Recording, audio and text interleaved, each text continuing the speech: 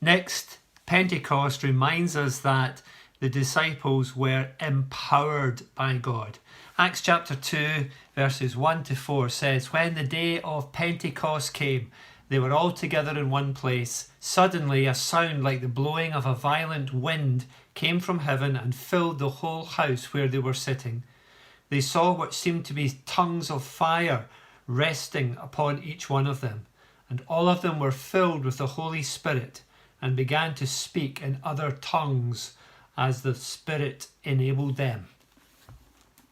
The day of Pentecost, when the day of Pentecost came. Pentecost is that 50th day after Passover, when they were meeting all together, waiting on the Holy Spirit.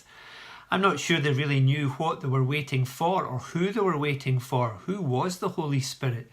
They knew he was somebody special. They knew that this was something special that was going to happen because Jesus had told them that he was going to send another comforter. That word another means of the same kind as Jesus. But they didn't really know who the Holy Spirit was. I wonder if you've ever had to wait for something special. Every year my son David would be waiting anxiously for the next FIFA football game edition to come out. I think he started with FIFA about 6 or 7, I think, and ended up with something like 18 or 19, I can't remember. I've lost track. But quite a few pounds were spent as he waited impatiently, excitedly for the next FIFA game. Or maybe you've had that waiting for Christmas feeling as a child, you remember that. Or waiting for your exam results. Maybe that's a mixture of being excited and also a little bit apprehensive. Maybe that's how the disciples felt as they were waiting for the Holy Spirit, excited but slightly apprehensive. Waiting for the end of lockdown, as I'm sure we all are. One of the things I was looking forward to and waiting for through my wonderful relationship with Amazon, God bless them, was a power drill, because my old one had disappeared and I was waiting for a new power drill. Fantastic boys' toys that you can attach all kinds of weird and wonderful attachments to and do all kinds of amazing things. And it makes great noises, and you can even get sparks to come out of it sometimes if you're lucky.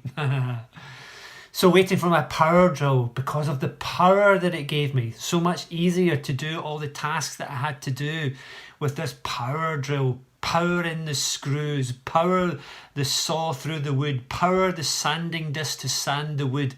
Power was what was needed, and the power drill was the answer. And of course the disciples, they were waiting for power. Jesus had said, hadn't he, that they were going to receive power to be his witnesses when the Holy Spirit came upon them, and it was the power that they needed. Why did they need the power? Because they couldn't do what Jesus was asking them to do themselves. Imagine having the task of evangelizing the whole world, of telling the whole world about Jesus, of facing all the persecution, even martyrdom. How would you do that in your own strength? How would you endure? How would you keep going?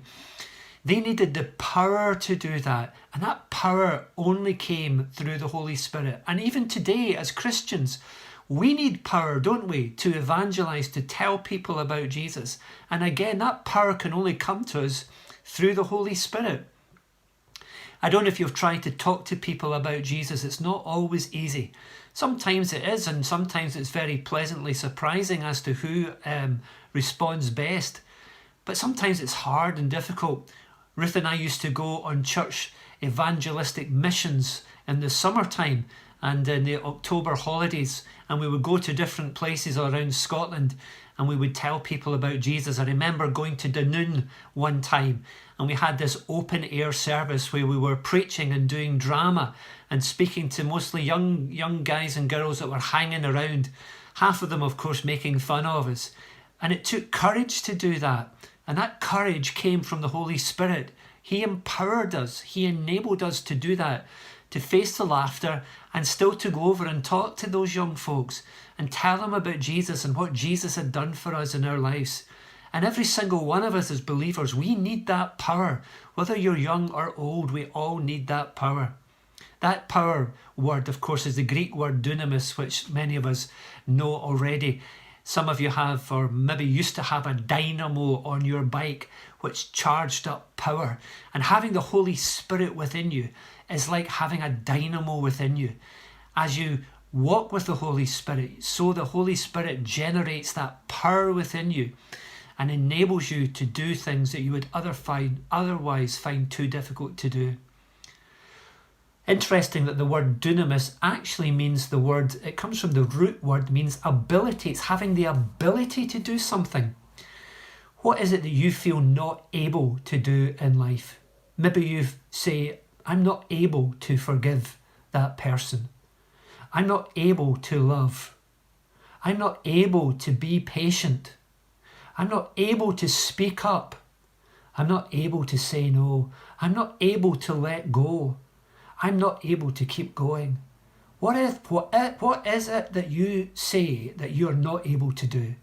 Because today, God says to you that His Spirit within you is the dunamis power. He is the enabler. He is the empowerer of your soul so that you can do all things through Christ, through the Holy Spirit, who is your empowerer and enabler. God bless you.